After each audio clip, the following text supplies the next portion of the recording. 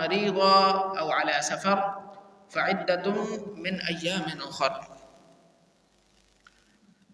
وعن أبي هريرة رضي الله تعالى عنه قال قال رسول الله صلى الله عليه وسلم إذا دخل رمضان فتحت أبواب الجنة وغلقت أبواب جهنم وسلسلت الشياطين او كما قال علیہ الصلوۃ والسلام رواہ البخاری والمسلم.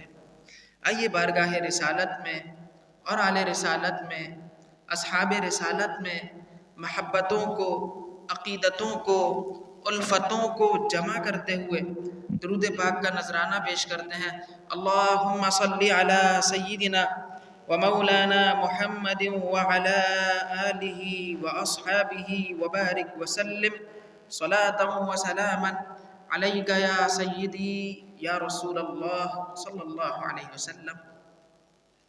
محترم احبہ، رب ذوالجلال کا بہت ہی بڑا فضل و احسان کہ اس نے زندگی میں ایک مرتبہ پھر عطا فرمایا وہ ماہ عالی شان جسے ہم کہتے ہیں رحمتوں اور برکتوں والا رمضان، کہ جس میں نازل ہوا قرآن اور اس ذات پر کہ جو ہے حبیب رحمان، اور یہ کلام ایسا ہے کہ جو سراسر ہے فرقان.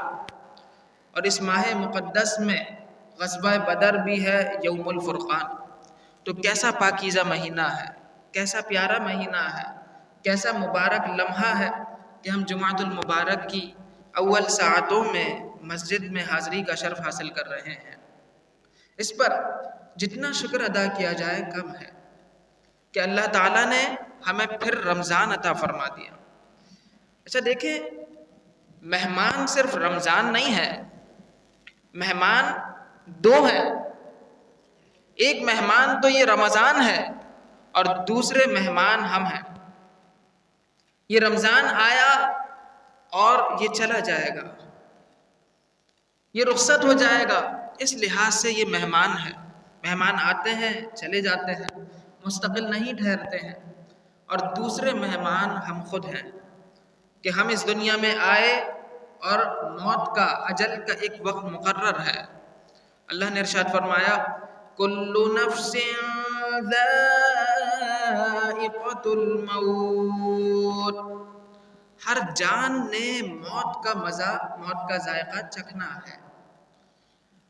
اور ہم نے کل ایک آیت طیبہ تلاوت کی، اس میں اللہ تعالیٰ نے ارشاد فرمایا کہ اینما تکونوا یدرککم الموت ولو کنتم فی بروج مشیدہ. تم جہاں کہیں ہو تمہیں موت آ لے گی، موت تمہارے پاس آ جائے گی. اور یہ بھی ہمیں پتہ چلا اس آیت سے کہ اگرچہ ہم قلعے میں بند ہو جائیں، بڑے سے بڑا بادشاہ ہو، موت کے خوف سے اپنے بند قلعوں میں چلا جائے، لیکن موت پھر بھی آ جائے گی. تو اس کے لیے مجھے بھی چاہیے، آپ کو بھی چاہیے، ہم سب کو چاہیے کہ اپنی تیاری کر کے رکھیں. سب سے کامل شخص، سب سے کامیاب شخص، سب سے زیادہ عقل مند شخص وہ ہے کہ جو آخرت کے لیے زیادہ راہ اکٹھی کر لے. جس نے یہ اکٹھا کر لیا، جس نے اس کا ذخیرہ کر لیا، تو وہ اس دنیا میں بھی سرخرو ہے اور آخرت میں بھی کامیاب. آخرت میں بھی کامرانی اسی کے لیے ہے. اور یہ کم بات نہیں ہے. رب تعالیٰ نے ہمیں وہ مہینہ عطا فرمایا کہ جس کے بارے میں ارشاد ہوا کہ شہر رمضان الذی انزل فیہ القرآن، رمضان کا مہینہ جس میں قرآن مجید نازل کیا گیا. ھدی للناس، لوگوں کے لیے ہدایت ہے. وبینات من الہدی والفرقان، تو اللہ تعالیٰ نے واضح طور پر اس ماہ مقدس کی شان کو بیان فرما دیا. اب جو اللہ کا تقرب حاصل کرنا چاہے وہ اس مہینے سے فیض حاصل کر لے. اور وہ مہینہ کہ سرکار علیہ الصلوۃ والسلام ارشاد فرماتے ہیں عن ابی ہریرہ رضی اللہ تعالی عنہ قال قال رسول اللہ صلی اللہ علیہ وسلم اذا دخل رمضان فتحت ابواب الجنہ، کہ جب رمضان شروع ہوتا ہے، رمضان داخل ہوتا ہے تو جنت کے دروازے کھول دیے جاتے ہیں. وغلقت ابواب جہنم، اور جہنم کے دروازے بند کر دیے جاتے ہیں، وسلسلت الشیاطین، اور شیاطین کو جکڑ لیا جاتا ہے۔ رواہ البخاری والمسلم۔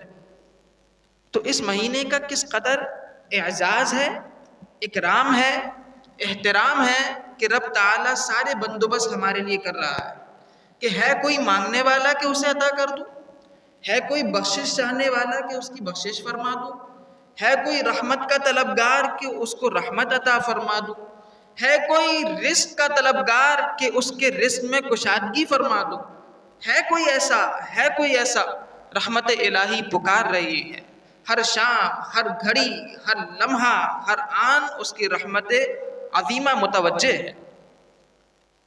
اب وہ شخص ہی اس سے فائدہ حاصل کرے گا کہ جو سعادت مند ہوگا، اور جو اس کو گزار دے گا ایسے ہی تو وہ شقاوت میں مبتلا ہوگا۔ حق علیہ الصلوۃ والسلام نے ارشاد فرمایا کہ شہر عظیم، عظیم مہینہ ہے، شہر مبارک، مبارک مہینہ ہے، شہر فیہ لیلۃ خیر من الف شہر، وہ مہینہ ہے کہ جس کی ایک رات 1000 مہینوں سے بہتر ہے۔ جعل اللہ صیامہ فریضہ، اللہ تعالیٰ نے اس کے روزوں کو فرض قرار دیا، وقیام لیلہ تطوعا، اور اس کی رات کے قیام کو نفل قرار دیا۔ ایسا مبارک مہینہ، فرمایا وہ شہر الصبر، یہ صبر کا مہینہ ہے۔ اچھا صبر کا مہینہ ہے تو پھر صبر کا انعام کیا ہوگا؟ سرکار نے فرمایا ثوابہ الجنہ، اللہ اکبر کبیرہ، صبر کا ثواب جنت ہے، اور کتنا ہی پیارا اس کا اجر ہے کہ اللہ قرآن میں فرماتا ہے کہ ان اللہ مع الصابرین، بے شک اللہ صبر کرنے والوں کے ساتھ ہے۔ تو جو اصحاب صبر ہیں، جو صابرین ہیں، انہیں اللہ کی سنگت مل جاتی ہے۔ اور جب بندہ روزہ رکھتا ہے تو روزے کا معنی ہی روکنا ہے۔ صبر میں بندہ اپنے آپ کو روکتا ہے، روزے کا معنی ہے روکنا، الامساک، روک لینا۔ To refrain from eating or drinking from dawn to sunset with the intention, that is called fasting. کہ روک لینا صبح صادق سے غروب آفتاب تک، نیت کے ساتھ چند چیزوں سے رک جانا، کھانے سے، پینے سے، تعلق جسمانی سے، ان سے رک گئے، روزہ ہو گیا۔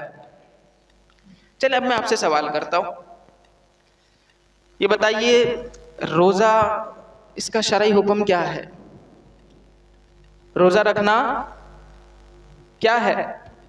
بولیے۔ روزہ رکھنا فرض ہے۔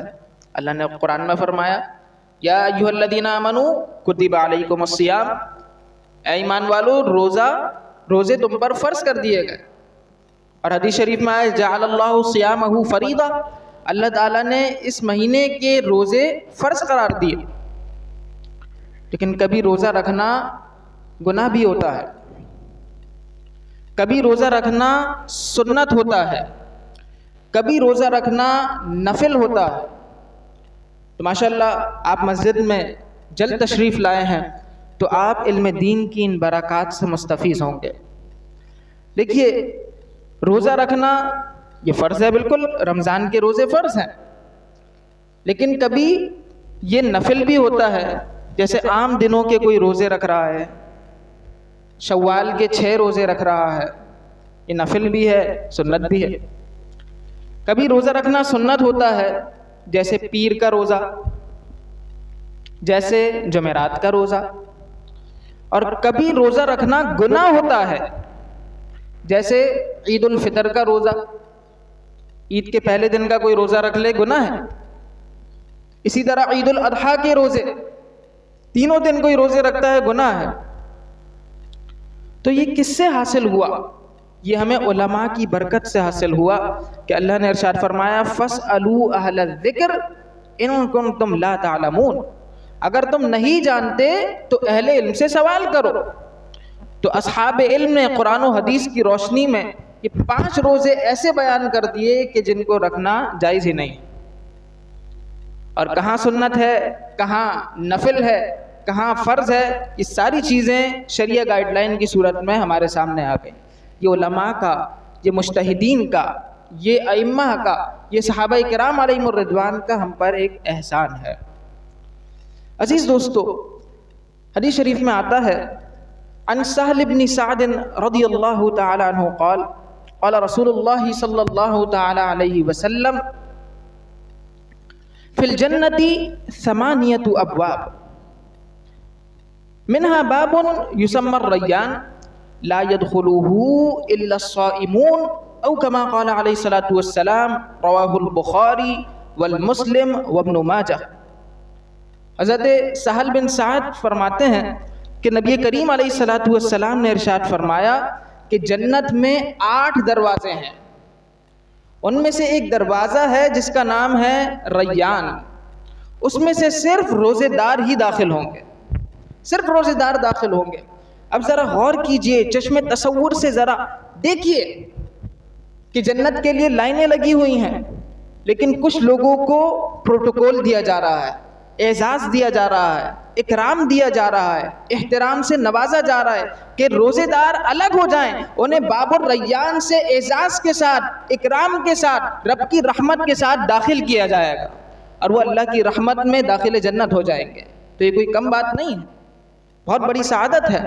حدیث شریف میں آتا ہے عن ابی ہریرہ رضی اللہ تعالی عنہ قال قال رسول اللہ صلی اللہ علیہ وسلم کل عمل ابن آدم یضاعف الحسنة بعشر امثالها الى 700 ضعف قال اللہ تعالی الا الصوم فانه لی وانا اجزی به يدع طعامه وشرابه۔ حضرت ابو ہریرہ بیان کرتے ہیں نبی علیہ الصلوۃ والسلام نے فرمایا کہ ہر عمل، ہر نیک عمل اس کا ثواب بڑھا دیا جاتا ہے۔ یہ مہینہ ایسا پیارا مہینہ ہے، ہر نیک عمل کا ثواب بڑھا دیا جاتا ہے، 10 گنا سے لے کر 700 گنا تک ثواب دیا جاتا ہے، اتنا زیادہ ثواب۔ لیکن اللہ تعالیٰ نے بھی کمال کرم فرمایا ہے، بڑا احسان فرمایا ہے۔ دیگر نیکیوں کا ثواب 10 گنا سے 700 گنا تک مل رہا ہے، لیکن اللہ نے فرمایا الا الصوم، سوائے روزے کے۔ روزے کا ثواب نہیں بتایا کہ کتنا دوں گا، فرمایا انہ لی، وہ میرے لیے ہے، وانا اجزی بھی، اور میں ہی اس کا اجر دوں گا۔ روزہ میرے لیے ہے۔ آپ اکیلے کمرے میں ہوں، بند کمرے میں ہوں، آپ کے سامنے ریفریجریٹر بھی رکھا ہو، اس میں مزے مزے کے آئٹمز بھی ہوں، نہ کوئی کیمرہ لگا ہوا ہے، نہ گھر کے دیگر افراد موجود ہیں، پھر یہ کیا وجہ ہے کہ آپ کھانے سے رک رہے ہیں؟ وہ کیا بات ہے کہ آپ پینے سے رک رہے ہیں؟ وہ کون سی محبت ہے کہ جس نے آپ کو فریج کھول کر پانی پینے سے روک دیا ہے؟ یہ کون سی محبت ہے؟ یہ اسی اللہ کی محبت ہے کہ جس میں اخلاص کا درجہ کامل پایا جا رہا ہے۔ لیکن نماز پڑھتے ہیں، لوگ دیکھ لیتے ہیں، قرآن پڑھتے ہیں، لوگ مطلع ہو جاتے ہیں، ہم زکوٰۃ دے رہے ہیں، لوگ واقف ہو جاتے ہیں، دیگر عادات میں لوگ جان لیتے ہیں، دیگر اعمال و عبادات میں لوگ واقف ہو جاتے ہیں، حج بیت اللہ کرتے ہیں، اہل خاندان کو معلوم ہو جاتا ہے۔ لیکن جب بندہ روزہ رکھتا ہے تو یہ اس کا معاملہ ہوتا ہے اور اس کے رب کا معاملہ ہوتا ہے، اس میں اخلاص کا درجہ کامل پایا جاتا ہے۔ تو اللہ نے فرمایا انہ لی، یہ میرے لیے ہے، وانا اجزی بھی، اور میں ہی اس کی جزا دوں گا۔ فرمایا للصائم فرحتان، اللہ اکبر کبیرہ، کہ روزہ رکھنے والے کے لیے 2 خوشیاں ہیں۔ فرحت عند فطرہ، ایک خوشی افطار کے وقت ہے، افطار کے وقت کیسا مزہ آ رہا ہوتا ہے، اللہ کی نعمتوں کا ذائقہ محسوس ہوتا ہے، اور اس لطف کا عالم ہی الگ ہے۔ ہم ویسے کئی دعوتوں میں چلے جائیں، لیکن جو روحانیت، جو تقویٰ اور جو لذت افطار میں ملتی ہے وہ کسی دعوت میں نہیں ملتی۔ فرحت عند فطرہ، ایک خوشی افطار کے وقت، وفرحت عند لقاء ربی، اور دوسری خوشی اپنے رب سے ملاقات کے وقت ہے۔ اللہ اکبر کبیرہ، کہ بندے کے لیے اس سے بڑھ کر کیا بات ہوگی کہ جو اس کا معبود ہے وہ اسی سے ملاقات کر رہا ہے، اور رب خاص کرم کے بادل اس پر نازل فرما دے، تو پھر کیا ہی کرم ہوگا، کیا ہی رحم ہوگا، کیا بندہ نوازی ہوگی، کیا اس کی شان بے نیازی ہوگی۔ عزیزان ملت اسلامیہ، حضور علیہ الصلوۃ والسلام نے ارشاد فرمایا کہ وَلَخُلُوفُ فَمِ الصَّائِمِ اطیب عند اللہ من ریح المسک، کہ ضرور روزے دار کے منہ کی بو اللہ تعالیٰ کو کستوری سے زیادہ محبوب ہے۔ روزہ رکھتے ہیں تو منہ میں اسمیل آ جاتی ہے، تو اللہ تعالیٰ کو یہ بو، یہ مشک سے زیادہ پسند ہے۔ کیسا کرم فرما رہا ہے حضور علیہ السلام نے ارشاد فرمایا اذا کان یوم صوم احدکم فلا یرفث ولا یسخب ولا یسخب، کہ جب تم میں سے کسی کا روزہ ہو تو وہ برائی نہ کرے، بری بات نہ کرے اور نہ چیخے۔ فإن سابہ احد او قاتلہ، پس اگر کوئی اس کو گالی دے یا اس سے جھگڑا کرے، فلیقل انی امرؤ صائم او کما قال علیہ الصلوۃ والسلام رواہ البخاری والمسلم، تو وہ کہہ دے کہ میں تو روزے دار ہوں، جھگڑے میں نہ پڑے، کوئی گالی دے رہا ہے اس سے دور ہو جائے۔ اور جب جاہل جہالت والی بات کرتے ہیں تو قرآن نے عباد الرحمن، جو رحمان کے سچے بندے ہیں، ان کی یہ صفت بیان کی ہے کہ وَعِبَادُ الرَّحْمَنِ الَّذِينَ يَمْشُونَ عَلَى الْأَرْضِ هَوْنًا، رحمان کے سچے بندے وہ ہیں جو زمین پر عاجزی کے ساتھ چلیں۔ وَإِذَا خَاطَبَهُمُ الْجَاهِلُونَ قَالُوا سَلَامًا، اور جب جاہل ان سے جہالت کی بات کرے تو وہ کہتے ہیں سلام، وہ بس سلام کہہ دیں، ان سے اعراض کر لے، ان سے دور ہو جائیں۔ لیکن ہم دیکھ رہے ہیں کہ معاشرے میں بے صبری بڑھ رہی ہے، روڈوں پر لوگ آپس میں دست و گریبان ہیں، کوئی اپنے رشتہ دار سے لڑ رہا ہے، کوئی روڈ پر ایکسیڈنٹ ہو جائے تو اس میں لڑ رہے ہیں، والدین کی گالیاں دے رہے ہیں، کسی چیز کی پرواہ نہیں کر رہے ہیں، اور یہ ساری چیزیں روزے میں جاری ہیں۔ جبکہ کوئی اگر اس سے جھگڑا بھی کرے، کوئی اس کو گالی بھی دے، تو سرکار نے فرمایا فَلْيَقُلْ إِنِّي امْرُؤٌ صَائِمٌ، تو اسے چاہیے کہ کہہ دے کہ میں روزے دار ہوں، میں روزے دار ہوں، میں اللہ کی خاص بندگی میں ہوں، میں یہ کام نہیں کر سکتا۔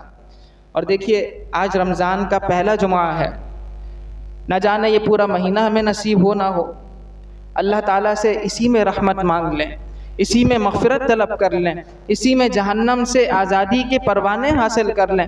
اللہ تعالیٰ کا کرم شامل حال ہو گیا تو یہ پوری زندگی کے لیے، یہ تربیت کے لیے ہمارے لیے کافی ہے، تربیت کو کافی ہے۔ یہ مہینہ ہماری ٹریننگ کے لیے آ رہا ہے، خاص وقت میں مسجد میں آنا، خاص عبادات ادا کرنا، قرآن کی تلاوت سے مشرف ہو جانا، رب کے حضور عاجزی اور بندگی کے لیے اپنے سجدوں کو، اپنی جبین نیاز کو جھکا لینا، سجدوں میں جھکا لینا، اور اللہ تعالیٰ کو راضی کرنے کے لیے بھوک پیاس کی شدت برداشت کرنا۔ کوئی کہے کہ تم کیا کر رہے ہو، عقل میں بات نہیں آتی کہ کھانے سے رکتے ہو، پینے سے رکتے ہو، تعلق جسمانی سے رکتے ہو، اور چیزوں سے نہیں رکتے ہو، اور بھی بہت ساری چیزیں ہیں ان سے نہیں رکتے ہو، وجہ کیا ہے؟ اور اسی ٹائم میں کیوں رکتے ہو؟ صبح صادق سے لے کر غروب آفتاب تک کیوں رکتے ہو؟ اللہ تعالیٰ کا زیادہ قرب حاصل کرنے کے لیے عشاء تک رک جاؤ، زیادہ قرب حاصل ہو جائے گا رات کو 12 بجے تک رک جاؤ، لیکن مغرب تک کیوں رک رہے ہو؟ بھئی جتنا زیادہ بھوکے رہیں گے اتنا ہی زیادہ قرب حاصل ہو جائے۔ تو عقل تو یہ کہتی ہے، عقل میں یہ بات آتی ہے، لیکن بندہ یہ سوچتا ہے کہ جب میں دائرہ اسلام میں داخل ہو گیا تو میرے لیے یہ پیغام آ گیا کہ گزر جا عقل سے آگے، گزر جا عقل سے آگے، کہ یہ نور چراغ راہ ہے، منزل نہیں ہے۔ عقل نور ہے، یہ چراغ راہ تو ہے لیکن یہی منزل نہیں ہے۔ فلسفی عقل کو ہی سب کچھ سمجھتے ہیں، اور اسی وجہ سے انہوں نے ایتھیزم کو اختیار کیا، اللہ کے وجود کا انکار کیا۔ انہوں نے انسان کو کبھی بندر بنایا، کبھی انہوں نے کوئی بات کہی، کبھی انہوں نے نبیوں کا انکار کیا، انبیاء کے معجزات کا انکار کیا، ان کتابوں کے حق ہونے کا انکار کیا، اللہ کی ذات پر طرح طرح کے اعتراضات کیے۔ اور ایتھیسٹ ہمارے ملک میں، ہمارے شہر کراچی میں موجود ہیں، ایتھیزم کو پھیلایا جا رہا ہے۔ لیکن جب بندہ روزے کے مقاصد پر غور کر لیتا ہے، روزے کے پیچھے جو سائنس موجود ہے اس پر غور کر لیتا ہے، تو ایتھیزم کی دہریت کی جڑ کٹ جاتی ہے کہ عقل کہتی ہے کہ میں اور زیادہ رک جاؤں، لیکن حضور علیہ السلام کا فرمان ہے میں نے اپنا سر جھکا دیا ہے، اللہ نے چاہا ہے میری بھی وہی رضا ہے، مرضی مولا از ہما اولا. یہاں تک کہ اگر کوئی زیادہ دیر رکنا چاہے تو سرکار نے اسے پسند نہیں فرمایا، بلکہ افطار میں جلدی کی جائے، سرکار نے اس کو پسند فرمایا. عزیزان گرامی، اس مہینے میں قرآن کی تلاوت کا خاص ذوق ہوتا ہے، خاص ماحول ہوتا ہے، اور میرے آقا علیہ الصلوۃ والسلام نے ہم سب کو تلاوت قرآن مجید کی ترغیب دلائی ہے. حدیث شریف میں آتا ہے کہ من قرأ حرفا من کتاب اللہ فلہ بہ حسنہ، جو کتاب اللہ سے ایک حرف پڑھے تو اس کے بدلے میں ایک نیکی ہے. ایک حرف کے بدلے کتنی نیکیاں ہیں؟ بولیے. ایک نیکی. پھر حضور نے فرمایا والحسنۃ بعشر امثالھا، اور ہر نیکی 10 نیکیوں کے برابر ہو. ایک لفظ، ایک حرف پڑھنے پر 10 نیکیاں. اب کوئی سمجھے کہ میں پڑھوں کاف ہا یا عین صاد تو شاید مجھے اب 10 نیکیاں ملیں گی، الف لام میم پڑھوں تو شاید اب جا کر 10 نیکیاں ہوں گی. نہیں، رب کا دریائے رحمت اس قدر جوش پر ہے، سرکار نے فرمایا لا اقول الف لام میم حرف، الف حرف و لام حرف و میم حرف، کما قال علیہ الصلوۃ والسلام، رواہ الترمذی. سرکار نے فرمایا کہ الف ایک حرف ہے، لام ایک حرف ہے، میم ایک حرف ہے. صرف الف لام میم پڑھ لو گے تو 30 نیکیاں تمہارے نامہ اعمال میں شامل ہو جائیں گی. کتنا بڑا کرم ہے. اور ایک شخص قرآن مجید کی تلاوت کر رہا تھا، وَإِلَىٰ جَانِبِهِ حِصَانٌ مَرْبُوطٌ بِشَطْنَيْنِ فَتَغَشَّتْ سَحَابٌ فَجَعَلَتْ تَدْنُو وَتَدْنُو وَجَعَلَ فَرَسُهُ يَنْفِرُ. ایک شخص تلاوت قرآن کر رہا ہے، اس کی طرف اس کے پاس ایک گھوڑا بندھا ہوا تھا. گھوڑا بندھا ہوا ہے، وہ تلاوت کیے جا رہا ہے، تلاوت کر رہا ہے. دیکھا کہ بادل جو ہے وہ نیچے آ رہا ہے. فجعلت تدنو وتدنو، وہ اور قریب ہوا. وجعل فرسه ينفر، اور گھوڑا جو ہے وہ اچھلنے کودنے لگا. فلما اصبح اتى النبي صلی اللہ علیہ وسلم فذكر ذلك، جب صبح ہوئی تو وہ حضور کی بارگاہ بے کس نیاز میں آتا ہے، بارگاہ بے کس پناہ میں آتا ہے، بارگاہ با کمال میں آتا ہے، اور عرض کرتا ہے یا رسول اللہ ایسا معاملہ ہوا، میں تلاوت کر رہا تھا، یا رسول اللہ بادل قریب ہو گیا، گھوڑا اچھلنے کودنے لگ گیا، بادل اور قریب ہوا، یا رسول اللہ ماجرا کیا تھا؟ حضور علیہ السلام نے فرمایا تلک السکینہ تنزلت بالقرآن کما قال علیہ الصلوۃ والسلام، رواہ الترمذی. سرکار نے فرمایا کہ یہ سکینہ یعنی رحمت تھی جو قرآن پڑھنے کے سبب نازل ہوئی ہے. تو یہ تلاوت قرآن کا فائدہ ہے، یہ ثمرہ ہے جو دلوں کو پاک کرتی ہے. یہ تلاوت، یہ قرآن ہدایت کا سامان فراہم کرتا ہے. تو کیوں نہ ہم قرآن سے جڑ جائیں، کیوں نہ ہم اس فیضان سے جڑ جائیں، کیوں نہ ہم احادیث طیبہ سے فیض حاصل کریں، قرآن مجید برہان رشید سے رشد و ہدایت حاصل کریں. کیونکہ یہ وہ ذیشان کتاب ہے کہ جس کے شروع میں ہی فرما دیا ذَلِكَ الْكِتَابُ لَا رَيْبَ فِيهِ هُدًى لِّلْمُتَّقِينَ. یہ وہ ذیشان کتاب ہے جس کے کلام اللہ ہونے میں کسی شک کی گنجائش نہیں. یہ متقین کے لیے ہدایت ہے. تو اہل تقوی جس درجے پر ہوں گے اگلے درجہ تقوی تک پہنچنے کے لیے یہ کتاب ہدایت ہے. جو شخص صاحب ایمان نہ ہو اس کو صاحب ایمان بنانے کے لیے ہدایت ہے. جو مسلمان ہو لیکن گناہ کبیرہ کا مرتکب ہو اسے گناہ کبیرہ سے بچانے کے لیے ہدایت ہے. جو گناہ کبیرہ سے رک جاتا ہو لیکن صغیرہ گناہوں کا ارتکاب کرتا ہو یہ اسے صغیرہ سے بچانے کے لیے ہدایت ہے. جو صغائر سے بھی رکتا ہو لیکن خلاف اولا میں مبتلا ہو اسے خلاف اولا سے بچانے کے لیے ہدایت ہے. اور پھر وہ درجہ آتا ہے کہ جو شخص خلاف اولا سے بھی رکتا ہے اس کو ایسے مقام پر پہنچانے کے لیے ہدایت ہے کہ وہ ما سوی اللہ سے بے نیاز ہو جاتا ہے، بس اللہ ہی اللہ میں لگ جاتا ہے. اور جو اللہ سے کاٹے وہ اس سے گڑ جاتا ہے، جو اللہ سے توڑے وہ اس سے توڑ لیتا ہے، جو اللہ سے دور کرے وہ اس سے دور ہو جاتا ہے. پھر وہ مقام حاصل ہوتا ہے کہ حضور علیہ الصلوۃ والسلام نے ارشاد فرمایا ذاق طعم الایمان من رضی باللہ ربا وبالاسلام دینا. اور حضور علیہ الصلوۃ والسلام نے ارشاد فرمایا من اعطى للہ ومنع للہ فقد استکمل الایمان. تو ان چیزوں کی روشنی میں اس کا ایمان کامل ہو جاتا ہے، وہ اللہ کے لیے دیتا ہے، وہ اللہ کے لیے روکتا ہے، وہ جو کام کرتا ہے اس میں للہیت شامل ہوتی ہے۔ ہم تو جو کام کرتے ہیں اس مٹیریلسٹک دور میں، تو اس میں ہم کیوں کرتے ہیں؟ عام طور پر للنوٹ کام کرتے ہیں۔ للنوٹ سمجھتے ہیں؟ قائد اعظم کی محبت میں ہم کام کرتے ہیں کہ قائد اعظم کی تصاویر زیادہ سے زیادہ جمع ہو جائیں میری جیب میں۔ بانی پاکستان ہے، ان سے محبت ہے، اس لیے ہم کاموں کو سر انجام دیتے ہیں۔ محبت ان لوگوں سے، ان رشتہ داروں سے کرتے ہیں، اور ان رشتہ داروں کو پوچھتے ہیں کہ جن کے پاس نوٹ زیادہ ہیں، اور جو غربا ہیں، جو مساکین ہیں، جہاں پر ہمیں کچھ نہیں ملنا وہاں پر ہم بالکل دور ہو جاتے ہیں۔ یہ کیا وجہ ہے؟ لیکن بندہ کامل وہ ہے کہ ہر چیز میں اخلاص کو پیش نظر رکھے۔ عزیزان گرامی، اسی مہینے میں قرآن کا فیضان ہے، اسی مہینے میں رب کا خاص رحمان نازل ہوا ہے، رب کا خاص فرقان نازل ہوا ہے۔ نستغفر اللہ و نتوب الیہ۔ پھر اسی مہینے میں حضرت سیدہ طیبہ طاہرہ فاطمۃ الزہرا رضی اللہ تعالی عنہا کا دن ہے، اسی میں حضرت خدیجۃ الکبریٰ رضی اللہ تعالی عنہا کا دن ہے، اسی میں حضرت سیدہ عائشہ صدیقہ رضی اللہ تعالی عنہا کا دن ہے، اسی میں شہدائے بدر کا عظیم معرکہ پیش آیا کہ جب غزوہ بدر میں کفر و اسلام کی جنگ ہوئی اور اللہ نے اسلام کو غالب فرما دیا، اسی میں فتح مکہ کا خاص موقع ہے، اسی میں اعتکاف کی خصوصی گھڑیاں اور ساعتیں ہیں۔ عزیزان گرامی، حضرت سیدہ فاطمۃ الزہرا رضی اللہ عنہا کا کل دن تھا، اور آپ وہ ہستی ہیں کہ حضور علیہ السلام نے آپ سے محبت فرمائی اور الگ ہی محبت فرمائی۔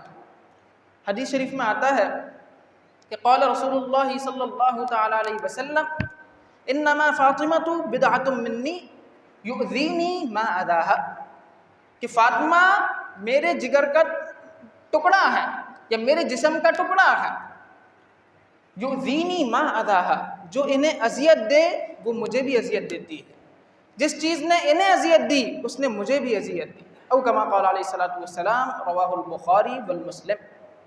اور حدیث شریف میں آتا ہے عن عائشہ رضی اللہ تعالی عنہا قالت دعا النبی صلی اللہ علیہ وسلم فاطمہ ابنتہ، حضور علیہ الصلوۃ والسلام نے حضرت فاطمہ الزہرا رضی اللہ تعالی عنہا کو بلایا، فسارها بشیء فبکت ثم دعاها فسارها فضحکت، سرکار نے انہیں بلایا، ان سے کچھ بات کی تو وہ رونے لگی، پھر دوبارہ بلایا، پھر کوئی بات کی تو وہ ہنسنے لگی۔ فسألتها عن ذلك، میں نے ان سے اس بارے میں پوچھا، سیدہ عائشہ کہتی ہیں میں نے استفسار کیا کہ کیا معاملہ ہے، آپ ہنستی ہیں اور اس سے پہلے روتی ہیں؟ فقالت، انہوں نے کہا، فرمایا کہ حضور علیہ الصلوۃ والسلام نے مجھے بلایا، فسارنی فاخبرنی، اور مجھے خبر دی کہ اس درد میں میری وفات ہو جائے گی، فبکیت، تو میں رونے لگی، ثم دعانی فسارنی فاخبرنی انی اول اہل بیتی اتبعوہ، او کما قالت، کہتی ہیں کہ دوبارہ بلایا اور مجھ سے فرمایا، راز کی بات کی اور فرمایا کہ تم میرے اہل بیت میں پہلی ہو کہ جو سب سے پہلے مجھ سے ملو گی۔ فضحکت، تو میں ہنسنے لگی۔ ان کی چاہت کیا تھی؟ حضور کو دیکھنا، حضور کو سننا، انہی کی یادوں میں گم رہنا۔ حقیقت معرفت، اہل محبت اسی کو کہتے ہیں کہ بس انہیں جانا، انہیں مانا، نہ رکھا غیر سے کام، للہ الحمد میں دنیا سے مسلمان گیا۔ اسی طرز عمل پر چلتے ہوئے ہم نے رمضان المبارک گزارنا ہے کہ آقا علیہ الصلوۃ والسلام کی جو تعلیمات ہیں، حضور کی محبت کو دل میں بسا کر ان پر عمل کرنا۔ اس محبت کو جدا کر کے جو تعلیم پر عمل کرے گا تو وہ ناقص ہوگا، اس کے یہ اعمال وہ ناقص ہوں گے۔ جو حضور سے جڑ جاتا ہے وہ رب سے جڑ جاتا ہے۔ عزیزان ملت اسلامیہ، یہ اللہ کو یاد کرنے کا مہینہ ہے، اور جو اس کو یاد کرتے ہیں اللہ نے ان کی مدح فرمائی ہے۔ فرمایا فاذکرونی، تم مجھے یاد کرو، اذکرکم، میں تمہارا چرچا کروں گا۔ جو اللہ کو اکیلے میں یاد کرے گا اللہ تعالیٰ اسے یاد کرے گا، اس کا چرچا فرمائے گا، اور جو اللہ تعالیٰ کو مجمع میں یاد کرے گا اللہ تعالیٰ اسے ملائکہ کے درمیان یاد فرمائے گا۔ اللہ اکبر کبیر۔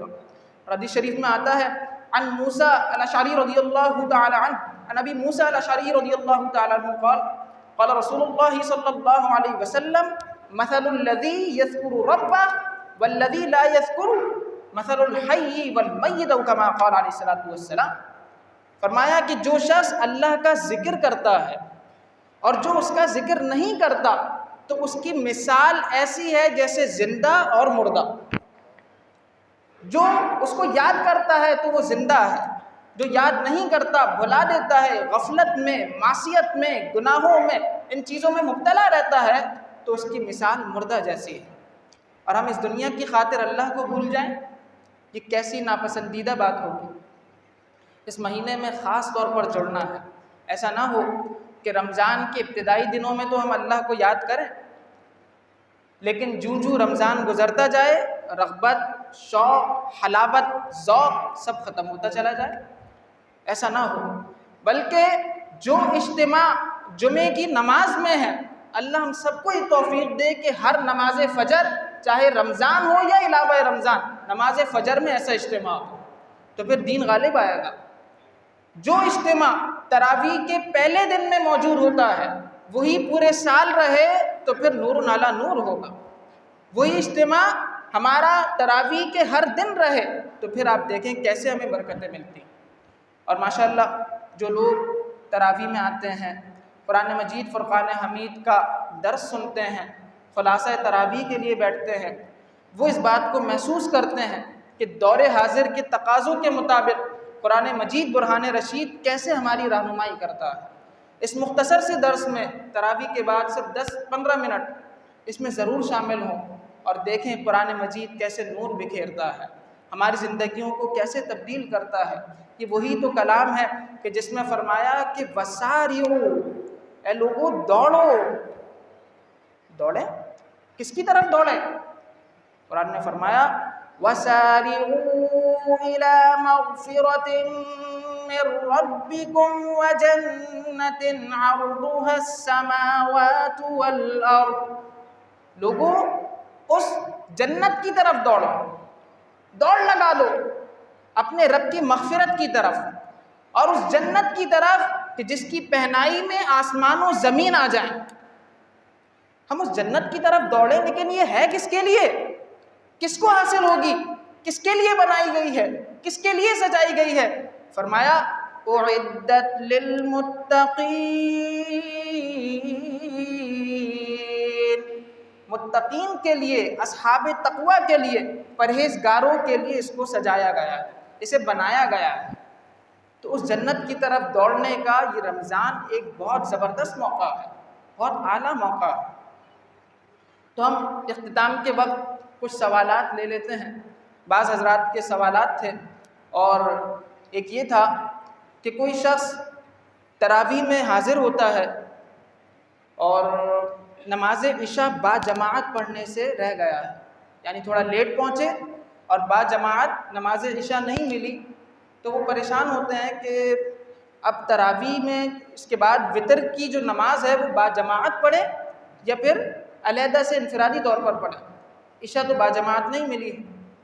تو یاد رکھیں کہ اس پر اجماع ہے کہ جو شخص عشاء با جماعت پڑھنے سے رہ جائے تو وہ وتر کی نماز با جماعت پڑھ سکتا ہے، با جماعت پڑھ سکتے ہیں۔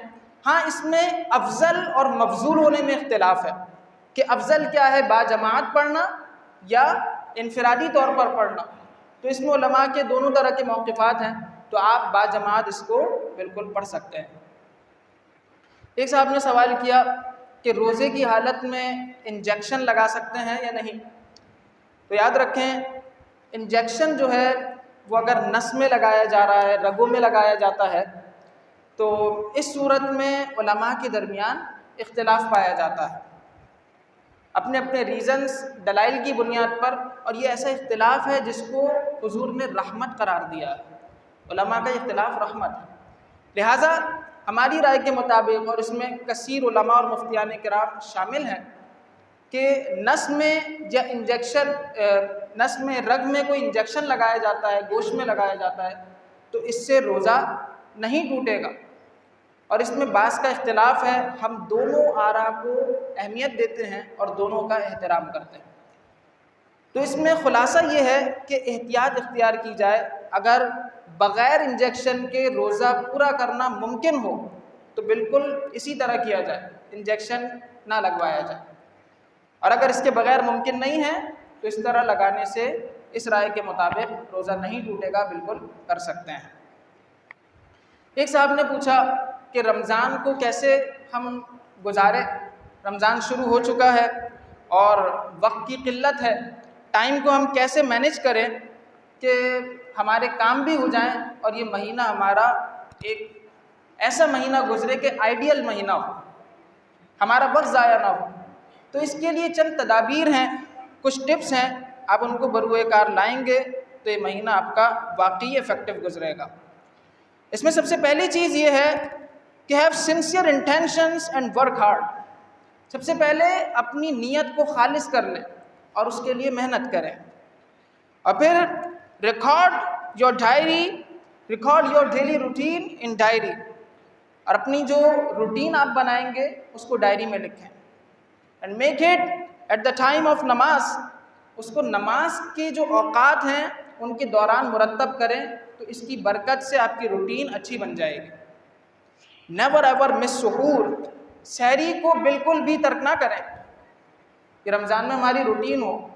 بعض لوگ بڑے فخر سے بیان کرتے ہیں آج تیرے بھائی کا بغیر کھائے کا روزہ ہے۔ ارے یہ کوئی کمال کی بات نہیں ہے، یہ تو سنت سے محرومی ہے، اس سے بچتے ہوئے سحری کریں۔ ہاں اگر رہ گئی ہے تو ایک الگ بات ہے، روزہ پھر بھی ہو جائے گا۔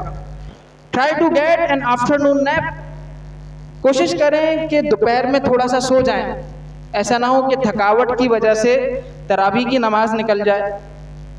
اسی طریقے سے block at least 1 hour for reciting Quran, Quran Majeed کو پڑھنے کے لیے کم از کم 1 گھنٹہ مختص کر لیجئے۔ پھر اسی طریقے سے ارن ریوارڈز ورکنگ فار ادرس، اور لوگوں کی مدد کے لیے کاموں کو شروع کر دیجئے۔ نہ صرف اپنے اچھے کام کرنے ہیں بلکہ لوگوں کے ساتھ بھی بھلائی کرنی ہے، احترام کرنا ہے اور اچھے معاملات کرنے ہیں، ان کی مدد کرنی ہے۔ تو اس روٹین پر جب چلیں گے، لکھ کر اپنی روٹین مرتب کریں گے تو انشاءاللہ رمضان اچھا گزرے گا۔ کسی کے ذہن میں کوئی سوال ہو تو وہ بعد میں ہم سے رابطہ کر سکتے ہیں۔ وما علیہ الا البلاغ المبین۔